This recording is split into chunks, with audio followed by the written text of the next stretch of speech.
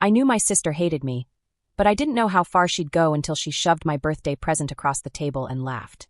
It was a DNA test. Maybe this will explain why you're another man's fault, she said, her voice so loud it made every fork stop in midair. I swallowed my embarrassment, mailed the kit, and waited. Months later, our family's estate lawyer called an urgent meeting regarding Margaret Ellington. My mother's face went pale. Vanessa stopped smiling. And in that moment, I realized something terrifying. They already knew what I was about to discover. Most people imagine family as a safe haven. My family, however, was always like a house with cold floors, beautiful on the outside, but icy cold once inside. Growing up in the Ellingtons' house in Denver, I learned from a young age how to minimize myself. I was the quiet child, the one who did her homework unasked, the one who hid in corners so my mother wouldn't sigh or my sister would snicker. Even then, Vanessa's world seemed to revolve around the center of everything. She had a way of commanding attention without deserving it, loud laughter, exciting stories, and a knack for turning every room into her own stage. And my mother, Claire, cheered her on. When Vanessa got a very good on a test, she was considered complete. But when I brought home excellent marks, my mother would blink as if she'd momentarily forgotten who I was before saying, "That's lovely, Margaret. Would you mind helping set the table?" By the time I was 35, I had built a life far removed from that house. Austin suited me, quiet mornings, simple routines, a kind of stability I'd never experienced in my childhood. I worked as a financial analyst, dressed in muted, neutral colors, and tried not to dwell on the constant pain of being the forgotten daughter. But when my father, Richard Ellington, died, the weight of our family drew me back to him. He was the only constant in that house, a man of few words but with a surprising warmth in small moments, his hand on my shoulder, a proud nod at my university graduation. Little did I know then that he harbored a secret far darker than I could have imagined. 3 months after the funeral, my mother insisted we have a simple birthday dinner at the old house. Her voice on the phone was very sharp, almost rehearsed, as if she were reading from a script. When I walked through the front door, I smelled a familiar mix of lemon polish and old books. The chandelier was on, but the house felt even emptier without my quiet father. Vanessa sat at the kitchen table, flipping through resort brochures, tanned from a recent trip, barely glancing at me as I entered. My mother poured herself more wine than usual, her hands trembling slightly. Something unspoken hung in the air like a storm yet to break. I tried to ask about the will politely and respectfully. My mother froze, her smile unchanged. "We're not ready yet," she said, but her eyes shifted to Vanessa, who smiled ironically, as if she knew a secret I didn't. Looking back, the dinner was never a celebration of my birthday. It was a prelude to my humiliation. The tension that night didn't come suddenly. It crept in slowly like a gentle breeze under a closed door. Every little detail felt odd. Vanessa kept looking at me expectantly, as if waiting for a signal that only she and my mother had practiced. My mother's glass was never empty, even though she barely drank from it. Her fingers circled the stem again and again, as if she needed something to hold on to. Dinner itself felt like a theatrical performance. Vanessa never stopped talking about her job, her husband, her plans to renovate her kitchen in the style of a French country house. My mother laughed at every comment, even the unfunny ones. When I spoke, the room seemed to quiet down, as if someone had silenced my presence. Midway through the meal, Vanessa leaned back, her eyes twinkling. "So, Margaret, you're still working for the same company in Austin?" she said gently. Before I could reply, she was back to talking about herself. It wasn't a question, it was a reminder. You're just background noise. Yet something else was brewing beneath her smug expression. Anticipation. Calculations. When my mother got up to get dessert, a small, ready-made cake that she hadn't bothered to put on a plate, Vanessa pushed her chair back sharply. "Actually, I brought a birthday present," she said, holding up a shiny silver-wrapped box. "Something I think will be useful to you." My mother's face paled. "Vanessa."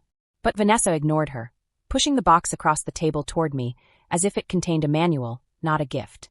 "Go on," she said with a faint smile. "Open it." I tore off the paper, and an eerie silence fell over me. Inside was the DNA test kit. The room was silent except for the faint hum of the refrigerator. Vanessa leaned toward me, a low laugh playing on her lips. "Maybe that explains why you're another man's mistake in this family." The words echoed in my ears, sharp and deliberate. My mother flinched. I saw it, but she didn't say a word. The humiliation was stinging, but the fear in my mother's eyes, I felt as if the truth was seeping out. Vanessa hadn't just insulted me. She'd revealed something she wasn't meant to say aloud. Later that night, in my old room, its walls still painted the serene blue I'd chosen at 15. I rummaged through old boxes like someone searching for proof of their existence. At the back of my wardrobe, I found a strange envelope. The dust around it had been stirred recently. Inside was a photograph, little Claire holding me as a baby, standing next to a man I didn't recognize. On the back, in my mother's handwriting, was the word "forgive me." My hands trembled as I photographed everything. Then I turned to the DNA test kit Vanessa had brought, as if it were a weapon. She wanted me to take it. She wanted something to happen. Okay. I mailed it the next morning, not because Vanessa wanted me to, but because I needed to know the truth that she was so eager to use as a weapon. The results arrived 5 weeks later, on a quiet Tuesday afternoon. I was sitting at my desk in Austin, half listening to the whir of the vents, when the notification popped up on my phone. I expected a feeling of horror. What I didn't expect was clarity, sharp, cold, undeniable. No biological relationship to the Ellington family had been found. My breath caught, but I kept reading. A suggested match with the Sullivan lineage. A name I'd never spoken, never heard, suddenly bound me by blood. It wasn't as painful as I'd imagined. It felt like confirmation of something I'd always felt. I'd been a guest in my childhood, never a daughter. What shook me most was what happened next. When I sent the results to our family group chat, it wasn't dramatic, just a screenshot and a simple question. Does anyone want to explain this? My phone rang almost immediately. My mother called, sobbing, not with regret, but with fear. Margaret, darling, please delete it. You don't understand. It's complicated. Things happened a long time ago. We're over them. She never apologized. She never mentioned the decades I'd spent feeling like a burden in her home. She just begged me to bury the truth again. But Vanessa didn't call. She sent a text. Just 4 words. Okay, now I know. Cold, satisfied, as if she'd been waiting half her life for the moment she'd discovered I didn't belong. That night, I called her, trembling with unsure how to ask the questions. She answered after the 3rd ring, her voice dripping with anger. Why, Margaret? I demanded. Why now? Why are you so insistent? Why are you humiliating me? She gave a faint laugh like a bite of ice. Because I've kept this family secret for 20 years. Because my mother owes me. Because you've played the victim long enough. And now the right people will finally get what they deserve. Then she hung up. Those words hung in my mind like smoke. The next morning, I began asking quiet questions. I spoke to family, friends, and old neighbors. People who had known my parents before Vanessa and I were even born. What I uncovered horrified me. Vanessa had been searching for months, meeting with an estate lawyer, hinting at impending changes, and speaking as if my father's estate already belonged to her. I needed help. Real help, the kind my father would have insisted I ask for. So I enlisted the help of a lawyer, Olivia Ong, known for her expertise in complex inheritance cases. I brought her everything. The DNA results, the photograph, screenshots of Vanessa's messages, the strange conversations, and the fear that sounded in my mother's voice. Olivia listened intently, her expression impassive, taking notes as if piecing together a puzzle. Finally, she said, Your hunch is right. This isn't just resentment. Someone is plotting to erase you. 3 days later, I received the call that changed everything. Mr. Thomas, our longtime probate lawyer, sounded unusually formal. Margaret, he said, your father left instructions that his will be read under certain conditions. Those conditions have now been met. I think you should be prepared for what you are about to hear. Prepared? I doubt anyone was. On the morning of the reading of the will, I felt Denver's chill more intensely than I could remember. It wasn't a seasonal chill, but a bone-chilling, ominous chill. Olivia and I arrived early at the downtown building where Mr. Thomas's office was located on the top floor. Floor-to-ceiling windows and dark wood paneling, a place where truths weren't hidden, but echoed. We chose seats by the window, away from the direct sunlight. Keep an eye on everything, Olivia whispered. Speak only when necessary. Her calm and composure eased my anxiety. My mother arrived next. She looked exhausted, as if she hadn't slept in days. Her hair was hastily tied back, and she clutched her bag with both hands, as if it were the only thing keeping her upright. She didn't greet me. She didn't even look me in the eye. She sat down in a chair at the far end of the table, staring at its polished surface, as if it would swallow her whole. Then Vanessa entered. Her heels clicked heavily on the marble floor, each step carrying an almost theatrical, arrogant confidence.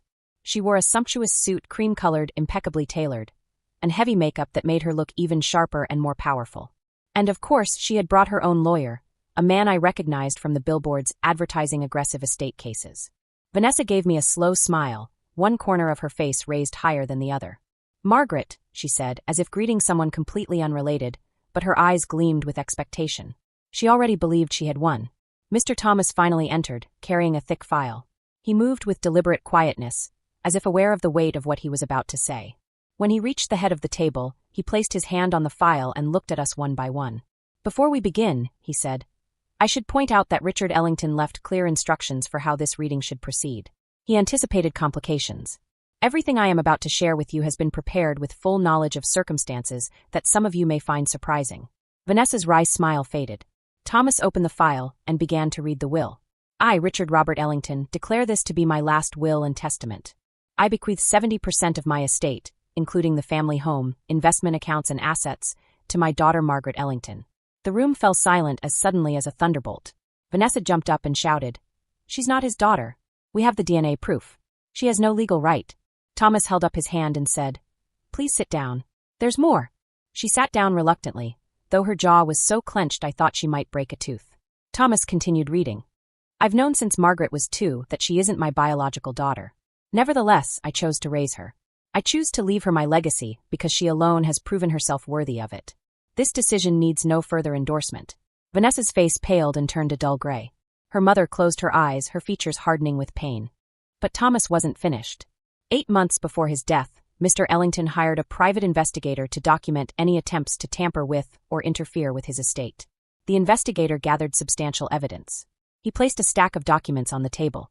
Payments, withdrawals, invoices, and meeting records show Vanessa Ellington's efforts to pressure her father to change his will, including unauthorized withdrawals of $50,000 during his illness. Vanessa's lawyer stiffened. "We weren't notified," Thomas interrupted. "You weren't required to be. Furthermore, the investigation documented consultations with 3 probate lawyers, conversations about anticipated changes to the family estate, and the purchase of a DNA test that was mailed to Vanessa's home address as a gift." Vanessa's eyes widened. "This is ridiculous," she said, her voice trembling. "It was a joke. Thomas, I placed the last document, a letter written in my father's distinctive handwriting. Mr. Ellington asked me to read this aloud. Then he turned the page. Vanessa, I know what you've been planning. I've seen you trying to manipulate your mother. I had hoped you would choose a different path. These consequences are of your own making." A sound escaped Vanessa's throat, a mixture of a gasp and a growl. Her lawyer leaned toward her and whispered sharply, "Don't contest this. There's a clause preventing contestation. You'll lose everything." But Vanessa was inconsolable. "This is fraud," she said contemptuously. "Margaret manipulated him. She cheated a dying man." Olivia stood up. Her voice was quiet but strong. "The will explicitly acknowledges Margaret's parentage and documents Mr. Ellington's reasons. Any objection would be trivial and would trigger the no objection clause, including the repayment of outstanding loans, about $200,000. Vanessa frowned. "This isn't a loan. He gave me this money," Thomas replied calmly. "Not according to the estate records." Finally, the mother spoke in a faint, weak voice. "Vanessa, stop." But Vanessa couldn't. Years of entitlement, bitterness, and fear collided all at once. She whispered, "This should be mine. All of it. I'm the real daughter. I'm the one who's left." I stood up slowly, my voice steady. "You didn't stay, Vanessa. You controlled, you threatened. You built your life on secrets you never earned." She turned to me, her eyes wide. "You don't deserve," Thomas said gently. "Margaret, there is one more thing your father left." Then he opened a small envelope addressed to me, inside which was a short message. "Margaret, you have lived your life believing you were invisible, but you were not. I have seen your strength, your kindness, and your integrity. You were my daughter not by blood but by choice. I leave you my legacy, and I am absolutely certain that you will keep it." My vision blurred. When I raised my head, I finally realized it was Vanessa. This was not my victory but her defeat, orchestrated by the man she had underestimated most. The legal fallout came faster than anyone expected. Vanessa's lawyer withdrew the next morning, leaving her desperately searching for a lawyer willing to take on a case that was crumbling under the weight of her problems. When she tried to challenge the will nonetheless, the judge dismissed the suit within minutes. The non-challenge clause was strong, and the evidence overwhelming. Her inheritance was gone. The $200,000 loan she'd taken from her father had become a personal debt, payable to the estate. And what about the $50,000 that had been withdrawn without permission? She was given a year to repay it or face further legal action. For the first time in my life, Vanessa looked small. Not humiliated, but trapped by the consequences she had always managed to avoid. My mother came to visit me a week later. She sat on the couch in my Austin apartment, her hands folded, her eyes red. She told me everything. The truth about my biological father, the agreement made decades ago, and the guilt she'd carried without ever confronting it. I listened, but I didn't reach out. Some wounds require distance, not closeness. "I want to make things right," she whispered. "I believe you," I said. "But making things right starts with letting me live without carrying your secrets." In the months that followed, I distanced myself completely from Denver. I managed the estate with Olivia's help, settled the accounts, and calmly and deliberately chose the life I wanted next. It was the first time I made a decision without thinking about who I might disappoint. I left Denver behind and built a quieter life in Oregon, where lies no longer reach me. Some endings aren't noisy.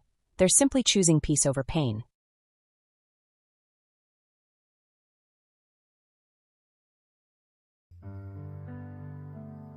अंधेरी दीवारों में खुद को ढूंढता हूँ गए जो दिन सहाने थे उन्हीं को सोचता हूँ मैं तुम्हारे बिन ये मौसम भी बड़ा बेसर्द लगता है